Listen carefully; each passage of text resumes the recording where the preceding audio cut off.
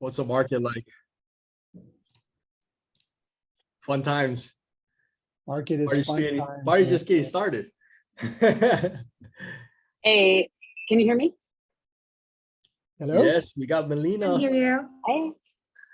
Hey, aloha. Hey, did you listen to the new Besties podcast yet, Corey? I'm like a quarter of the way through. Yeah.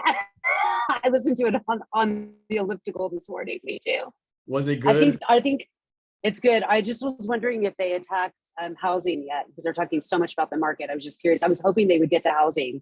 I was believing they would, but I don't know if they did or not. And I didn't look at all the thumbnails to know. So It's almost like they recorded it right before this last Ray, yeah, because I'm I sure they know. would have I thought mentioned that it. too. I haven't gotten to it. Yeah. So what we're talking about, what we're talking about is the All In podcast. And Yeah. it's such a great podcast. And it's like four best friends. Okay. I think three of the four are billionaires. Mhm. And the host, I think the only one who's not is Jason. J Cal.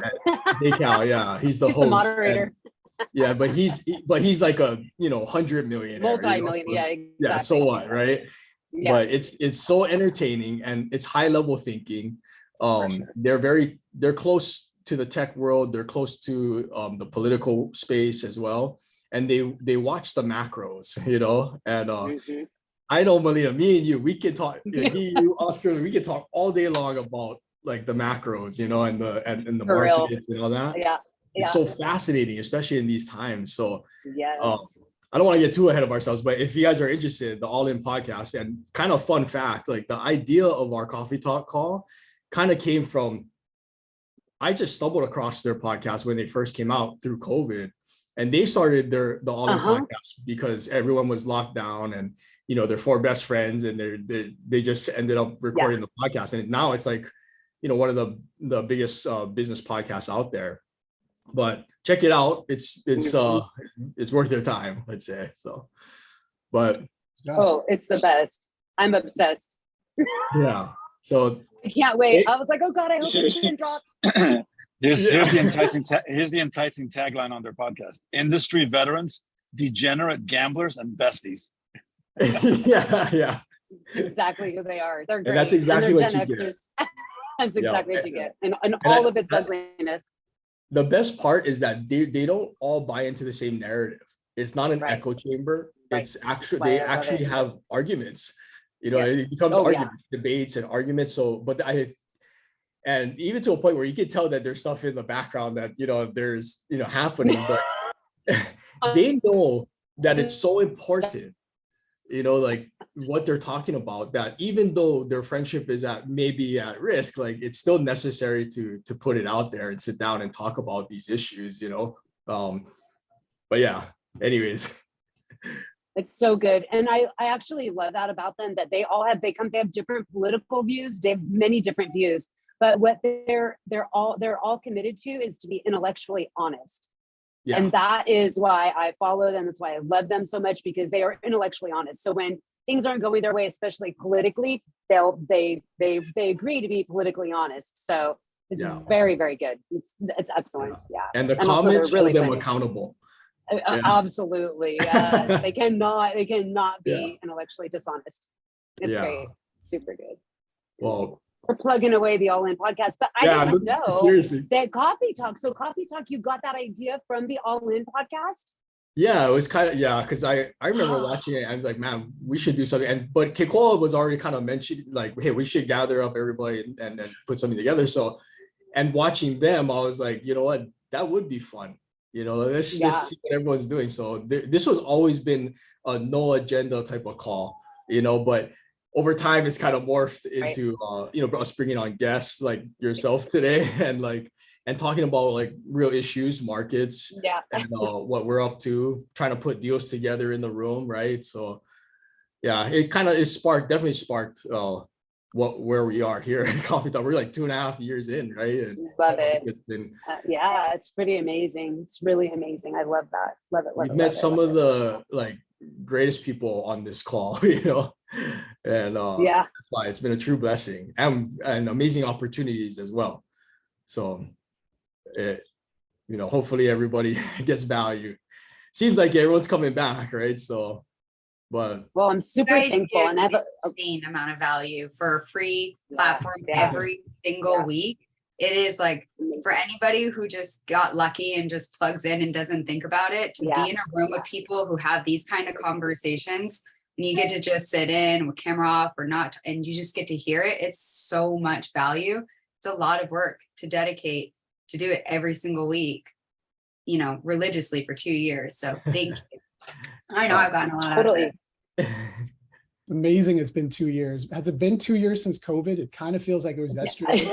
And then, Seriously. you know, I in some know. ways it feels like it was a decade ago. And then, yeah. yeah, That's I told super weird. Kekoa, like we hit our 100th episode, and I didn't realize until we are like 103, you know, or like, oh, we just started the episode.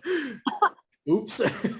It must mean we're having fun. So that's a good thing. I was just going to say that's actually what makes it so powerful is that, you know, you guys aren't trying to tie some kind of outcome to it, that you're just authentically showing up. And to Ashley's point, you took the words right out of my mouth, Ashley. I was going to say, people don't really understand what it takes to consistently show up. Like this is what real leadership looks like, is you continue to show up, you continue to provide the platform when other people are off doing whatever the hell they're doing. You know what I'm saying? Like they're not committed to maybe Right. their, you know what I'm saying? But you know, like, oh, these guys are always here. Coffee Talk is always here. And that's because of you two, you know, which is freaking, or I'm not gonna say you two, I'm gonna say all of Kiko, right? So just that you guys do it, it's a huge testament. I have a lot of respect and admiration for what you guys do. Because I know especially when people just show up and they're off and they're on and they don't get it. And oh man, it's like, serve them anyway. They don't appreciate it. Serve them anyway.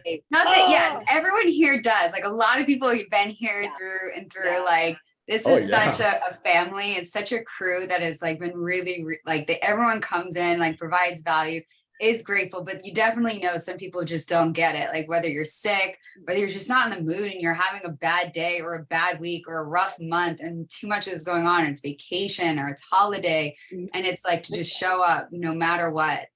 We're very, very lucky that you guys do that. So Absolutely. I totally agree. I couldn't agree Those more. words make it worth it. And, Yeah. and yeah, thank And you if guys. everybody keeps showing up, we'll keep doing this until Nice. like 101,000 episodes, I guess. I love it. Love Our it. teeth Love may be it. falling out by that point. celebrate that one. If you guys hit that mark, you guys need to be celebrating that one. Yeah. We may be doing Yeah, that maybe one- you should do a summit. Right? Oh man, yeah. Everyone gets like earnings that's in this room that's been here for every coffee talk since the beginning. Right? Love it.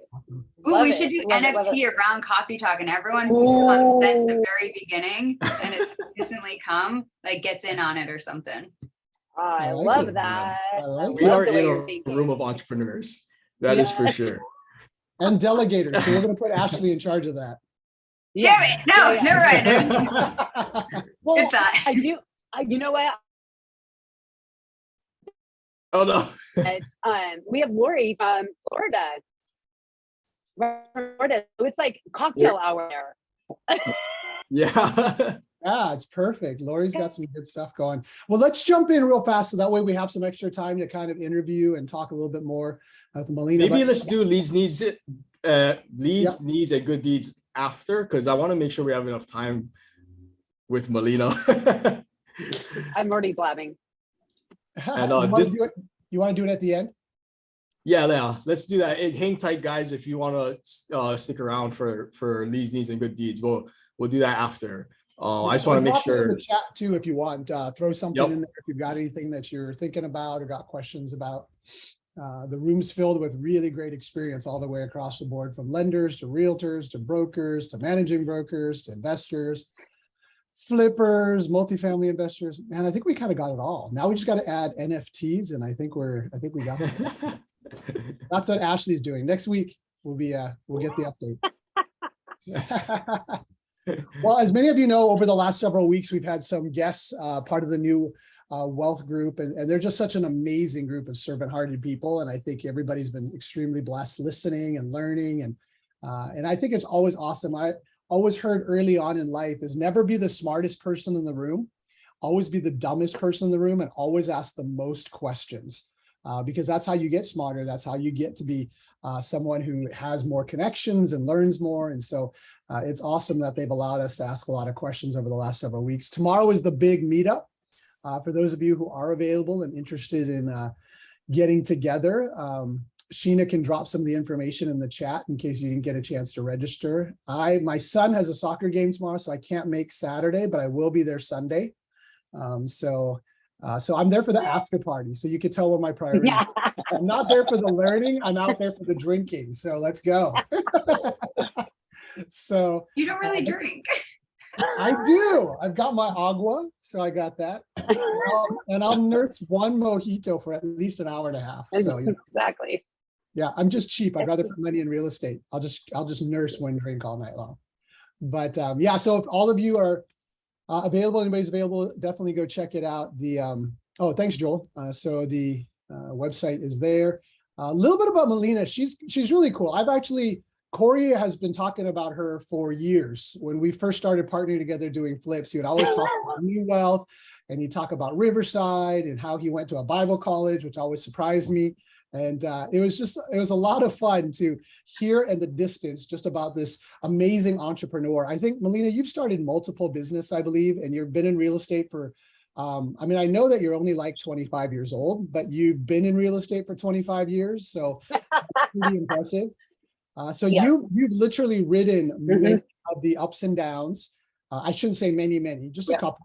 And there's a lot that I'd love to pick your brain on today, even with regard to that, because that's exciting. And then the other expertise that I was fascinated by is that you've actually helped orchestrate over like 250 short sales. Is that right? Like help people get out of really bad situations, which I mean, that's so much of investor mentality is about money, making more money, Lamborghinis, jet planes and all that kind of thing. But I just love the fact that your mindset is, how do we help more people?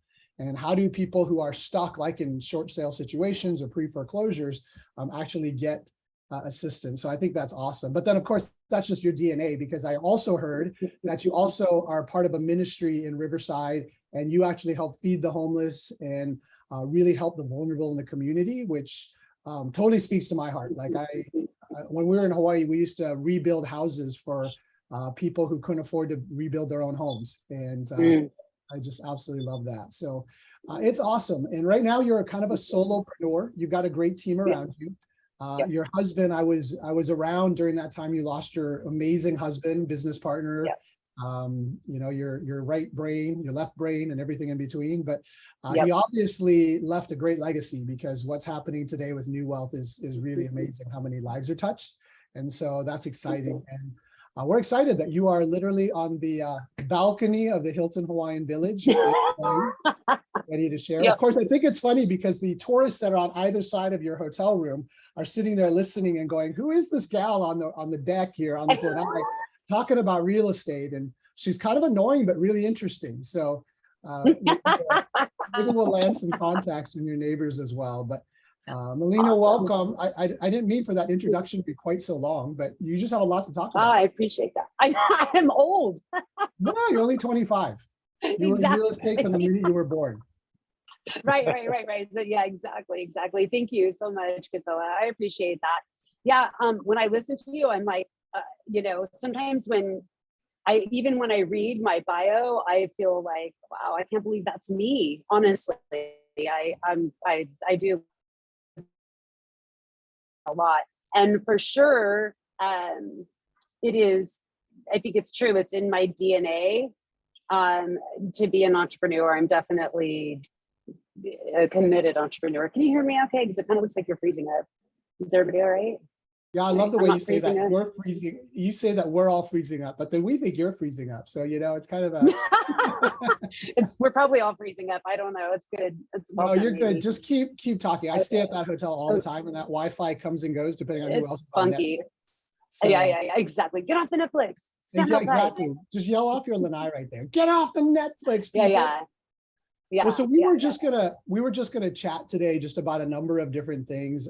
Corey, did you have a couple of initial questions you wanted to start with? Because you know me, I've got 50 million things I could ask about. Yeah. Well, if you're gonna ask me, like, I want to start with what your opinion is, Melina, on what's going on.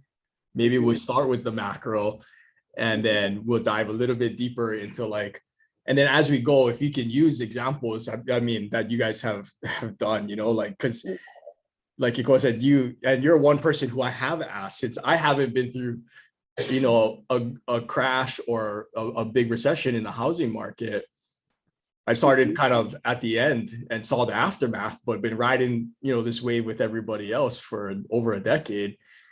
What do you think about today's environment, considering global, you know, things happening globally with the war, COVID issues, inflation, interest rates, supply chain issues? Yeah.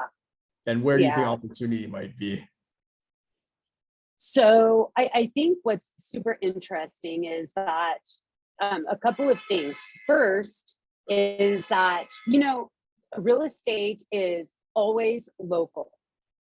And it's never been more true to be local than it is right now, because I think what we're seeing is we're going to see different parts of America experiencing this downward pressure differently. But realistically, if you imagine, we're still 3 million homes short of people, right? So what that means is it's super, I don't think we've ever seen anything. For me, there's two main things going on in the market right now. And it is, number one, we still have a shortage of housing. Number two, we are absolutely in a recession. I've felt we've been in a recession for a long time. They've been waiting for the market to crash, because what I feel is that the market that we've been experiencing isn't real. So for the first time ever, we are going to see an economy that isn't propped up by government funds.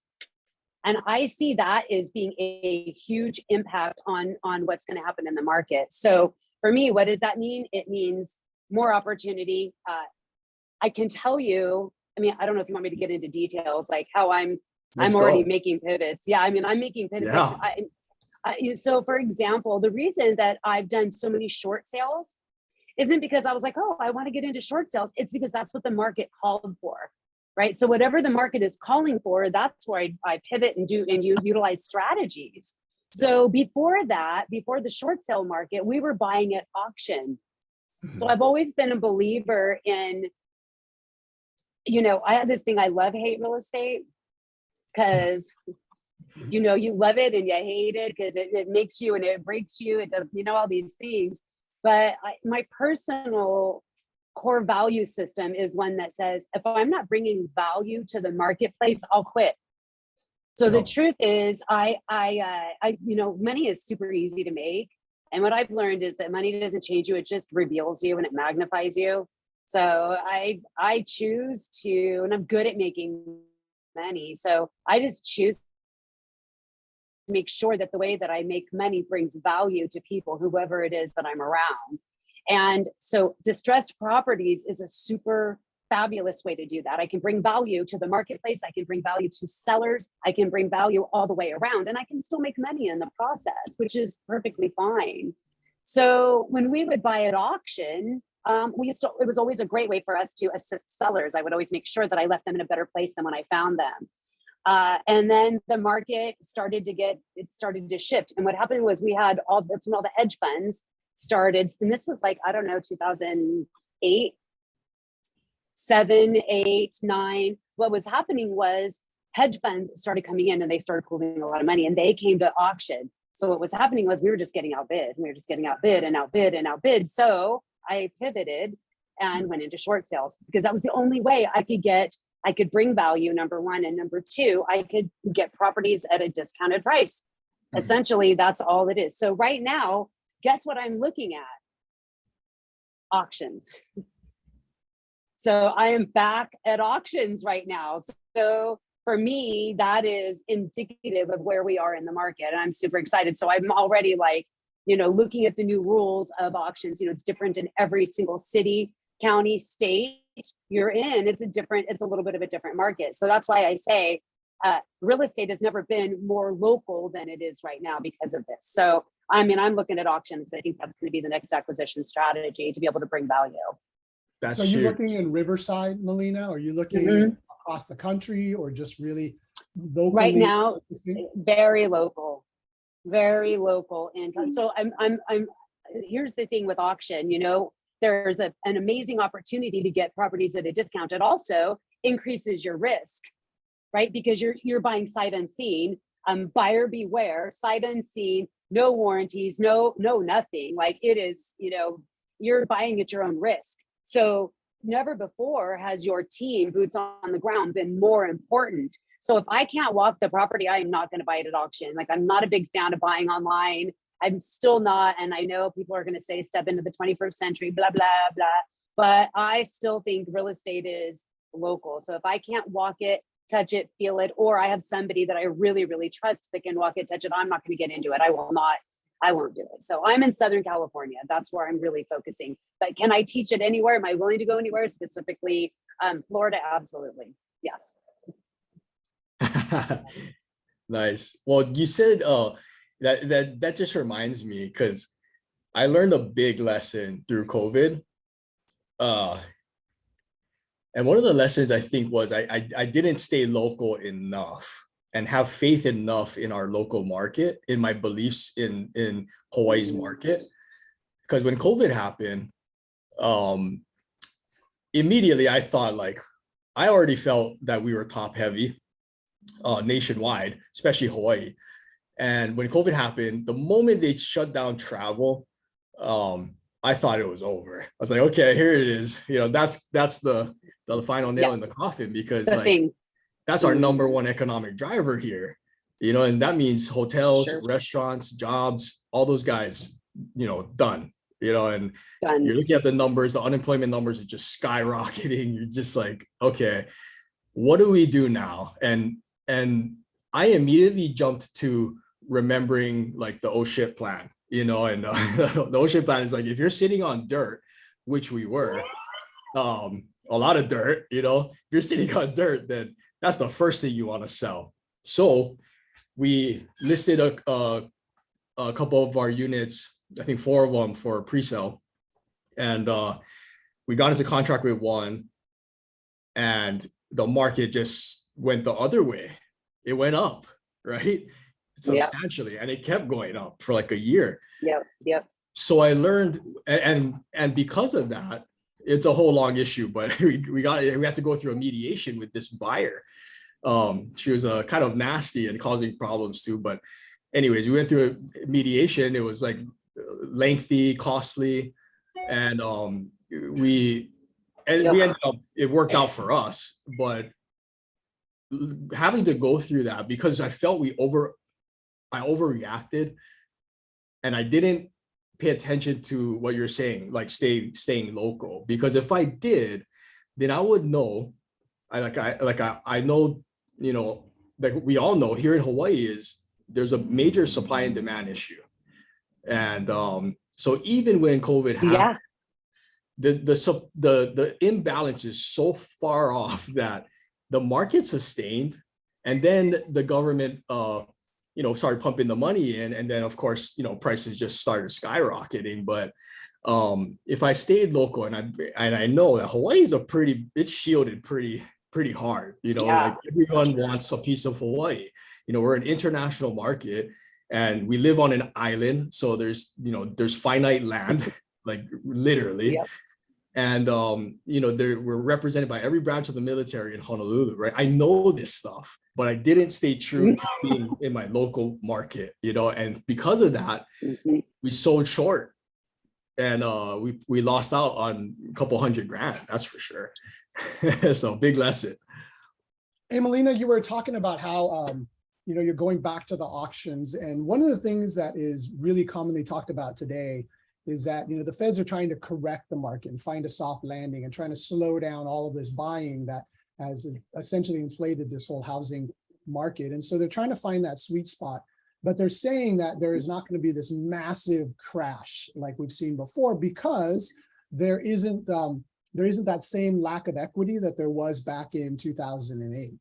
And so if that is true, and that the housing market allowed a lot of people to have some really good equity in their homes, our home in Seattle doubled in value during COVID. Like, it's crazy. And so our whole neighborhood is doubled in value. So it just seems odd that that people would actually go into short sales and even foreclosures. So why are you seeing that, or how are you seeing that play out, for the fact that you're kind of going counter to the word track that a lot of people are saying these days? Yeah. So for me, it's because I when I'm as an investor, I'm always thinking about what is, it's super simple. Like I am not that smart. Like I am not that smart. I am super simple. So I think like this. You make your money on your buy and you get paid on your exit, right? Super simple. Acquisition equals you make your money and you get paid when you exit. So I'm always thinking about what is my exit strategy. So all of my buying decisions are based on what my exit strategy is going to be. So when I'm looking at that, that's how I make decisions. So what I know is that there is still a shortage of housing. Now, I think that we're going to start to see the jobs market, I think we're going to see jobs, unemployment rates are going to come up. That's automatically going to happen because many businesses can't employ people anymore, right? So because a lot of businesses are going to be hurt by the inflation that we're experiencing right now, and the feds are trying to, they're trying to get us there, right? Where we go to the other side. I think it's going to be another year, but I make my decisions. I look at the big picture. Then this is when I'm saying to you, being local has never been more important, because I know that there's people that still want to live in my areas, and I know what people are willing to pay based on my ear to the ground and always being on Main Street locally. So I know what people are willing to pay in rent. I know people are still looking for a house to rent. I mean, I stay down. I just stay down and dirty. I mean, I think it's important to don't have your head too high up in the clouds. I think people who, live up in the ivory tower are going to be the people who lose their butts, is my opinion. So I'm paying super close attention to what's going on Main Street. And what I know is people still are looking for houses. They need affordable housing. And the interest rate hike is pricing a lot of people out of the market, so that automatically, puts downward pressure on values.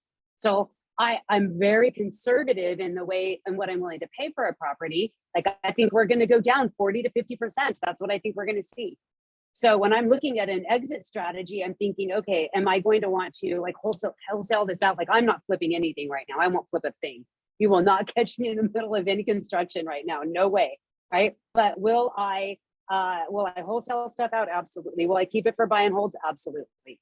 So, and maybe doing some novation kind of things, I'll do that. But I'm looking very closely at what my exit strategy is. I don't know if that answered the question, but I hope that made sense.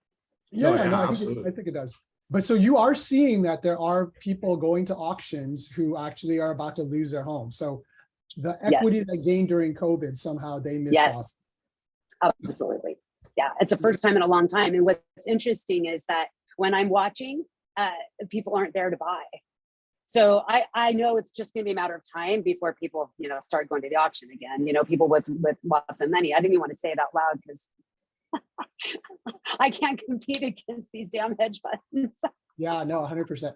Let's talk about that for a second. We've got about 50 people on, and you just said auctions, and it's been a long time since anybody's heard auctions, because that just wasn't a thing for a long time. So Right. just, different markets, kind of what are the steps? If you were thinking about possibly evaluating the auction in their local market, what are some of those steps? So first step is to, when you see the published amounts, the first thing you want to do is you want to look at, so what is owed on a property doesn't matter. So a couple things to know. When a lender is going to open up a property for auction, they cannot have the opening bid more than what is owed on the loan. So whatever lien they're foreclosing on, that has to be, they can't open the bid for more. They can open the bid for less, but not for more. So people get hung up on how much is owed? Is it? Don't worry about that. Like your numbers need to be based on current market value. That's the first thing I'd look at. I want to, pick your areas, based on, make sure you know your area. This is why it's super important to be local. I know there's certain areas in my market that everybody wants to live. I know everybody wants to live there. So if I see a zip code that's in there, that's immediately where I'm going to go first. Hot areas. Secondly, I'm going to check out what I think valuation is. And then third, I'm going to get in touch with my title rep and make sure that the lien that I'm bidding on is in first position, or if it's in second position, who's in first position? Because you can buy a second position lien, which is a big thing happening right now. We're seeing a lot of these zombie seconds or sleeping seconds that have been out there, and they're starting to collect now. So second lien going to auction, you buy that lien, you buy their position in the property, but you're going to have to deal with if a first mortgage holder, if there is a first mortgage holder there. So those are all the things that I immediately look at. Quick valuation, like down and dirty valuations. That's awesome. That's good stuff. Anybody got questions? Feel free to drop it in the chat as well. There's Yeah. I've actually never heard of that. Like, so yeah, so buying a second. When I was just going to ask Melina that. So at the auction though, and I bought from the auction before, and in Hawaii, when I bought from the courthouse, I bought the house. I didn't buy the liens. I didn't buy the seconds. So is there like a second kind of auction that sells the loans by itself? Right. Yeah. So yeah, that's interesting. So, and it may be different in California than it is in Hawaii. In Hawaii or in California, you are buying the lien. You are buying. So we don't have mortgages in California. We have notes secured by deeds of trust. So we are a non-judicial foreclosure state. Hawaii is a judicial foreclosure state. So that's why. That's what makes the key difference. Distinction for anybody who's listening and kind of new to foreclosures. You gotta pay attention to exactly what she just said, because it's literally a foreign country. There's two different sides there. And so judicial and non-judicial. So find out what market you're interested in and really learn that. It sounds like Greg and Brandon Turner bought a second lien once. Greg, did you buy that on Maui, or did you on purpose? On purpose? Yeah, it was on purpose. I've heard the stories though of those that weren't. Happens all the time. Yeah. But yeah, no, it was on purpose. It was a Kaanapali Royal vacation rental condo and second lien foreclosure. Nobody bid on it because nobody knew the first lien payoff.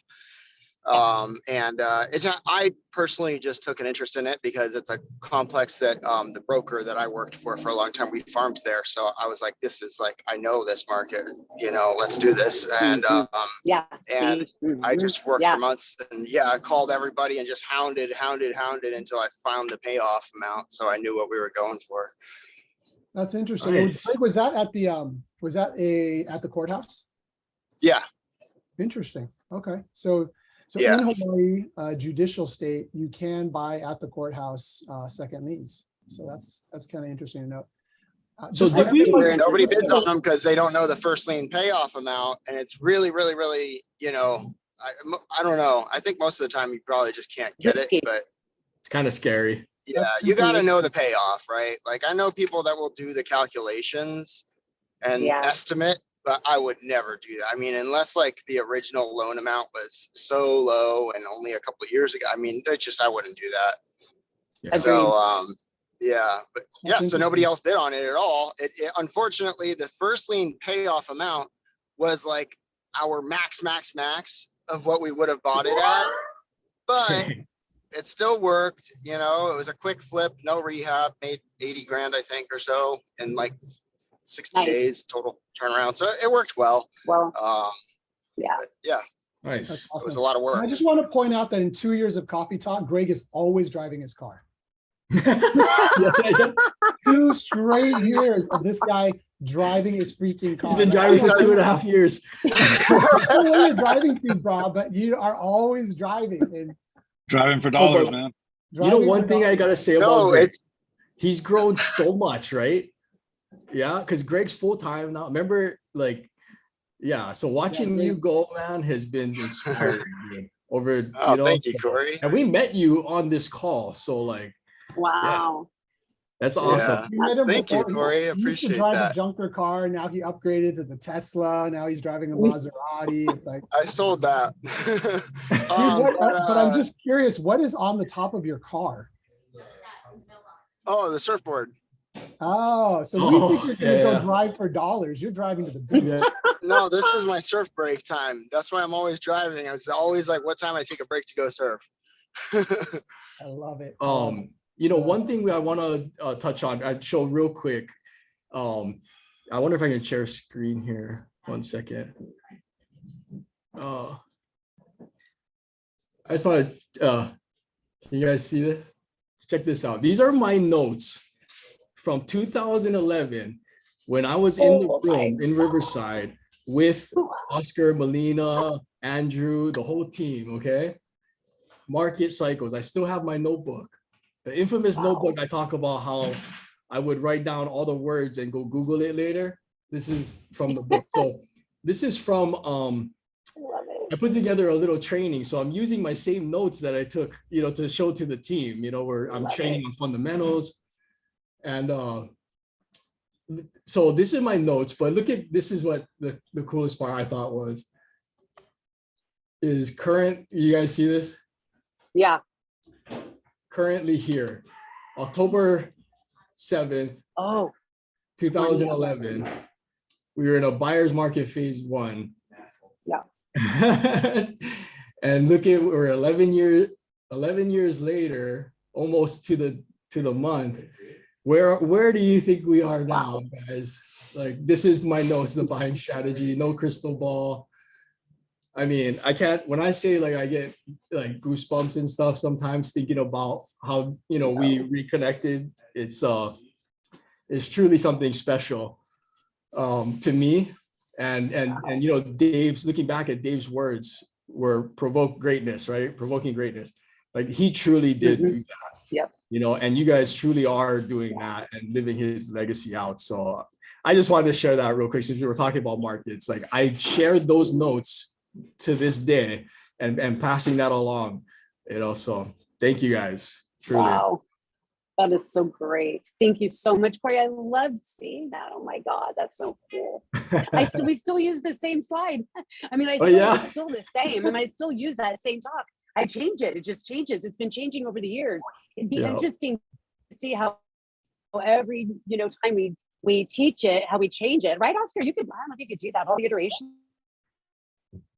Yeah, every time. Cool. What we did is we have a red dot now that follows the market, right? So you know more or less where you're at.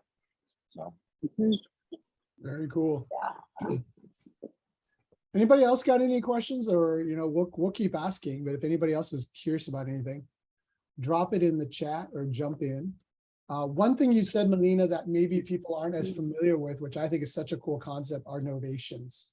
It's something that doesn't get talked about a lot. Pace Morby's world talks about it a lot, but can you just high level describe what a novation is and how can you leverage that in the market that we're going into? Yeah, I mean, essentially, there's a couple ways to. One of those words that, you know, I think if you're really innovative, like you have to be willing to innovate, you know, as you go and create things with the market. So like novation it's an idea. And so I think everybody has a different way maybe of doing novations. And I think that it has everything to do with what your market is. So for us, novations are, a novation strategy is good because we have sellers coming out of a market that is overinflated. And so they're in what I always say, la la land about the value of their property, right? So people maybe bought their house 15 years ago and they haven't done anything to it. And they're just sitting there, especially in Southern California, our market's going nuts. And so they're like, oh, I have all this equity. And my neighbor sold for $600,000 and they don't understand that there was $150,000 in repairs and maintenance put into that property. So it's a way of for us, it's like partnering essentially with your sellers, partnering with them to rehab the property. That's a way that we're big on, to rehab the property, and then they kind of ride the wave with us. So I like to make offers like maybe three or four different options for a seller and kind of break down all of the ways that they could, especially if they're in the la la land in terms of value, which also, by the way, two things are going on right now in the market that I think is important to understand why we're seeing auctions going. One is you have sellers that are in la la land in two ways, which is one, they're still drinking the equity juice. So they're on that Kool-Aid of my house is worth way more than it is, right? And number two, the government will save me if I can't make my payments. So what I'm watching happen is, and because they put a moratorium, we had a moratorium on foreclosures. So banks couldn't do anything during COVID. Everybody got a forbearance.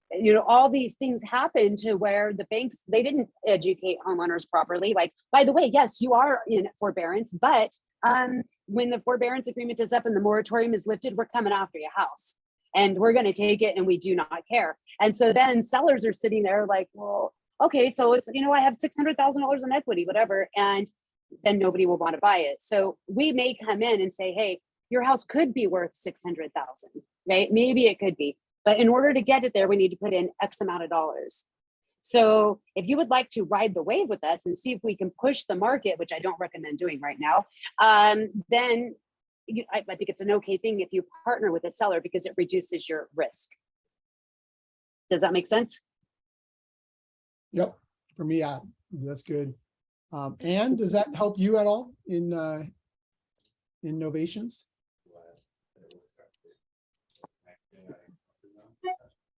Are we looking at the chat? Yeah, in the chat, Anne was saying. Okay. Okay. Yeah, I like Novations personally. I love the fact that in high level, it's just replacing one. It's kind of a new contract that overarches the other one. Yeah.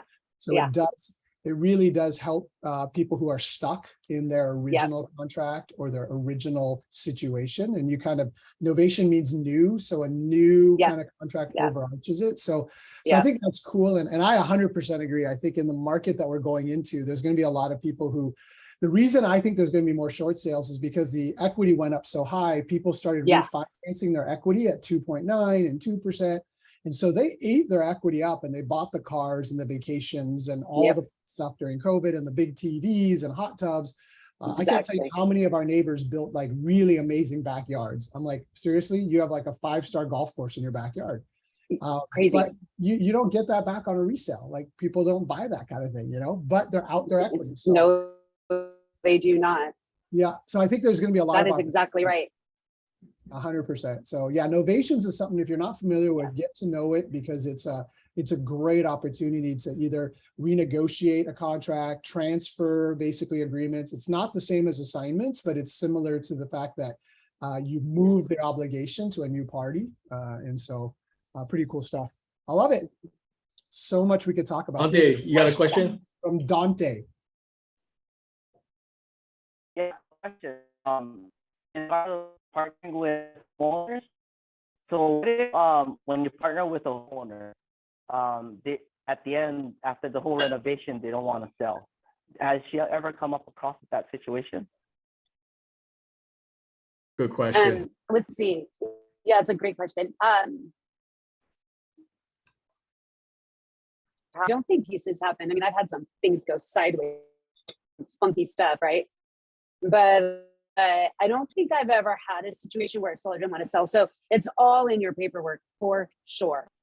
You want to make sure that depending on the situation, contracts are everything. So I don't ever do the same contract because it just depends. It just depends. But I haven't had that. But I could see that happen. And the way that you avoid that is in your contract for certain. Yeah. So there's ways you could do it, a million ways you could do that. You can record like a memorandum of the agreement. You can make them add you onto title. You can create a note and a deed of trust on the property so that you're fully secured, so that if something did go sideways, you could just foreclose on it. So it's very dependent and very local on where you are in the market to determine what's the best way to secure yourself in a situation like that. Yeah. Hey, Don. Oh, go ahead. Sorry, guys, we're stepping on each other. Sorry.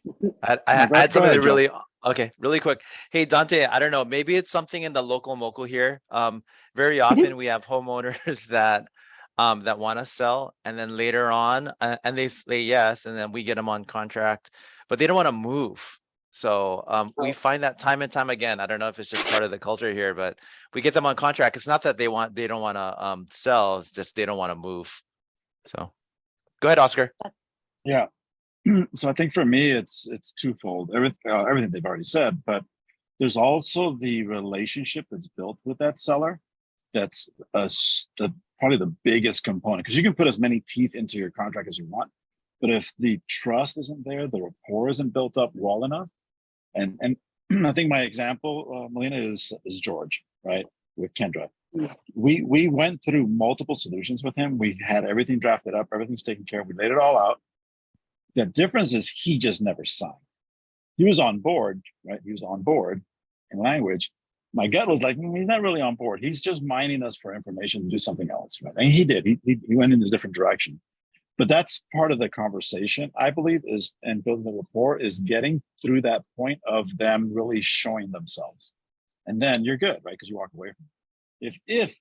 If they sign, then yeah, everything they said is critical. It's in the contract, and we have our contracts. You know, our attorneys they're little land sharks, man. They put in some really strong language in them that, you know, maybe the homeowner was going to make 60 grand, and well, if they violate the contract, they owe us 100 grand, right? And they'd rather make their 60 grand all day. So it's just some language that goes into it.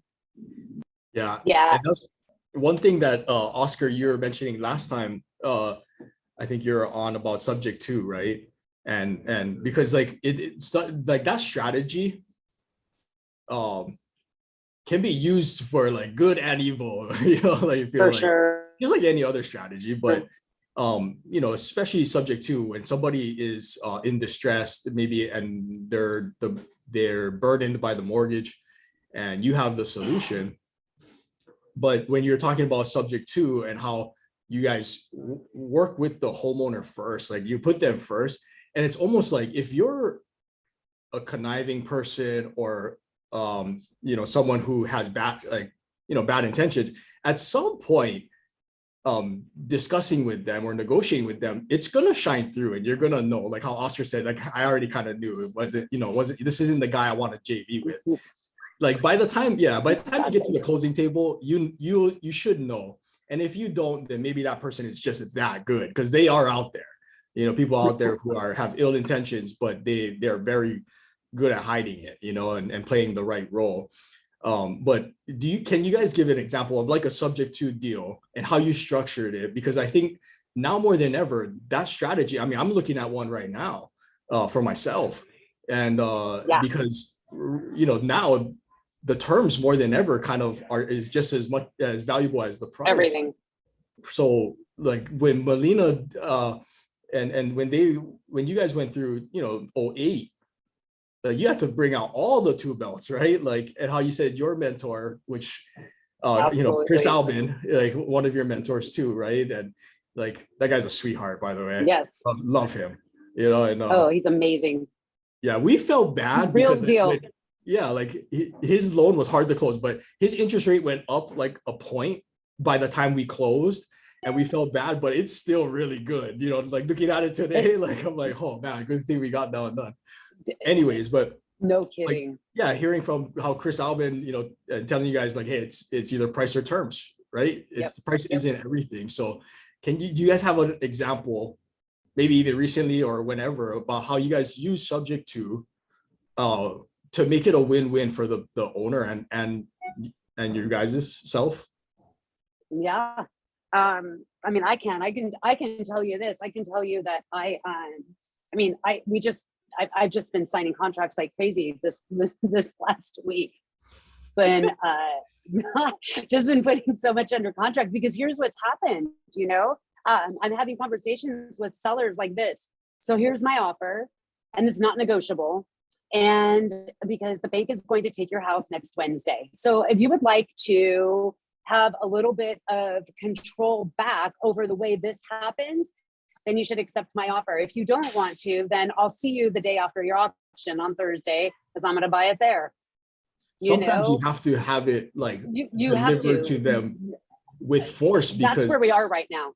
Yeah. And you know what the seller said to me? Yeah, no, they don't understand. Because what he said to me, well, can't I get another extension? And I said, no, you don't understand. Banks are not there anymore. Banks are done. They are filled up. They are done. They haven't been paid for 3 years, and they're over it. They're ready to get paid now. So there's no more extensions, no more of the banks. There's no more government bailout unless you can directly or decode help for you. And that money is slowly disappearing. It's pretty much almost gone now. So people are gonna, I'm becoming super, super straight up with people now and telling them that. So I'm offering people money. Like this guy I met with yesterday or Wednesday, I guess it was. That's exactly what I said to him. And I said, I'm gonna offer you $20,000 and I'm gonna get your house out of foreclosure and I'm gonna buy it subject to, and I'm actually creating equity in it. And here's what he said, when do I have to move out? And I said, I'll give you until the 1st. That's it. That's subject to the existing mortgage. And the reason I'm doing that, I'm going to give him $20,000 code violations. So code violations, and he's getting charged $1,000 a day in code violations. Wow. So I said to him, here's how I structured the deal with him. I said, listen, I can't offer you more. I said that 20,000 I'm going to offer you is not negotiable. That's going to be it. I said, but what I can do is if I will go to work with the county. Now I happen to have, some contacts at my county. So I can probably get this. I didn't say this, but I know I can get it reduced. But I said, because I have to go clean up the violations. Right. So so, one of the things Dave used to say, deals are not found, they are created. Yeah. And this is going to be more true than ever right now in this market, right? So I'm saying to him, but I can't get to work on this until you move out. So I need you to move out. You move out, I'm going to clean up the violations. And however I can shrink down the code violations, it's going to create equity for me, and I'll share some of that with you. Wow. So I'm taking that. You see what I did there? So, but I got to tell him, you got to get out because I can't do the work needs to be done until you move out. So the sooner you move out, so for every day you're staying there, it's costing you $1,000 a day in code violations. Can I add something to that? Hey, yeah. Hi, everyone. Hi. Just from a local perspective, we actually just did a subject to, and we had multiple exit strategy for that. And at that time, we did it back in November of 2021. And so we did the due diligence, we were going to pay him out 30 grand, 15 up front and 15 upon closing once we rehab. Right. And at that time, when he was taking so long, we finally got him out like in January. But, when we did the ARV, it was probably just in the 7 something at that time. And so we thought, oh, crap. We didn't know where the market was going. So we said, you know what, we may lose in this project. Let's see if we can wholesale it. But, that didn't work either because he just won't move. He just sat there and blah, blah, blah, blah, blah. But like Oscar said, it's about building that relationships and, just getting them to be present with what needs to be done. And anyway, there's other components and dynamics on the transaction. So lo and behold, we got it. Our contractor got it really, really good. And the market started to go down again. It went up and then it went down again right when the interest rate. So I said, oh, fudge. I'm not going to swear this time.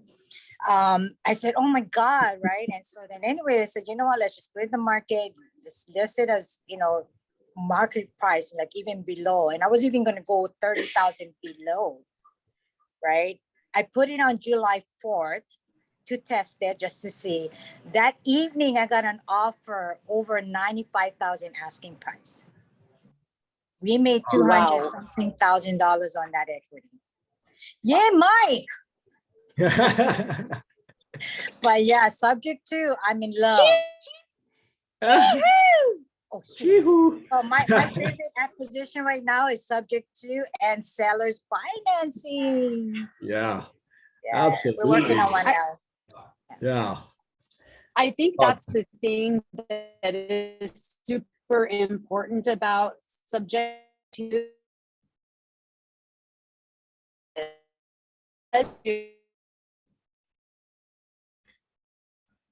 Sorry, Melina, you're breaking up. You're breaking up, Scotty. Oh, I really want to hear this. Damn, Hilton. Where's my people? Where's my people? Oh, there you are. Maybe if you turn your video off. Yeah, maybe turn video off. Oh, okay. Okay. Let me see if that works. Hey, can you hear me now? Yep. Loud and clear. Oh, I'm still clear. Right. is that the beauty of subject to is that you can utilize any exit strategy that you want, right? So I was talking earlier about how I make decisions on my acquisition is what is my exit. And if you buy a subject to, you can hold it if you need to, right? And so it gives you, just opens up a plethora of opportunities in terms of your exit. So exactly how Marianne said, I mean, they held that. What is that? That was for 9 months. 9 months they ended up holding that thing. And imagine if they had, not done something creative like that, that might have killed the deal. But taking it over subject to is kind of like what we would call a hold sale. They held it and then they sold it, and that's a huge opportunity.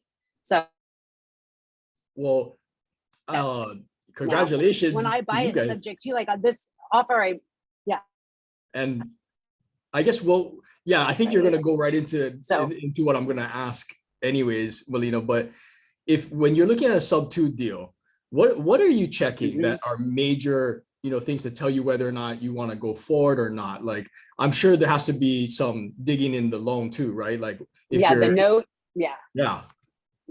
The note is the first thing that I look at. Yep. And the terms of it. So, and we are coming off of a time where everybody got a loan modification, so there's lots of very favorable loans out there right now that you want to buy subject to. So the first thing I look at is the terms of the note. And then I evaluate it just like anything else. And in terms of, what is my ARV? What is my exit strategy going to be? What can I rent it for? Can I short-term rental it? Do I long-term rental it? Where am I going to make my money? So again, it comes down to make your money on your buy and you get paid on your exit. And subject to, for me, is just making sure that title is clear and I want to look at the note. Those are the biggest things. But having title issues, and I don't know, Corey, you might remember this. I haven't spoken about this in a long time, but it's coming back. Forced equity. There's forcing equity, which is exactly what I'm doing about this one that I just told you about. I'm forcing equity because I'm going to be negotiating with code enforcement to create equity in the deal. And then I got my seller to agree to my terms so that by partnering with them. And now it just reduces my risk, of being out there.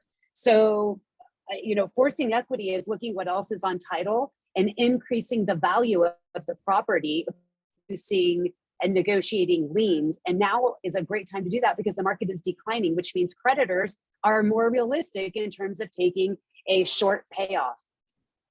Yeah. And especially now when obviously interest rates are higher, much higher than most of these homes have been. So like, if you're looking at the note, I mean, what are you looking at? So obviously the percentage, right? What is the interest rate? Is there PITI? And then like maybe the loan, the term of the loan, right? Because like if it's a 30-year AM and they're like 20 years in, then that means most of the payments from here on out are going to be to principal, right? So that's obviously more valuable. So you kind of want to know those terms too. Is there anything else that you're looking for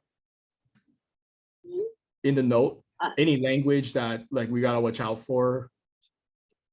No, I mean, the due on sale clause is always the big thing everybody's afraid of, right? Is the due on sale clause. And the thing is that is like, it is a something to look at, but there's so many ways to remedy it that you can get around it. So I think a lot of people, I don't know if people use that for a scare tactic against people or what, but the truth is that, the due on sale clause is not something to worry about. I really want to know how much longer, how long is the loan? Is there a balloon? Those are big things. And so I always make sure that I look at the note, especially if it's been modified. That is the biggest thing to find out, is if there's been a modified note, because not all lenders record the modified note. And so that's a super common thing because they're just lazy. So I will meet with sellers and I'll get a copy of their modified note, and then I'll make sure that it gets recorded through my title company. Gotcha. So that I can hold the lender to the terms of that modified note. Yeah. Oh man, I got so many questions actually on some too. We're already over time, but because I'm actually looking at one right now.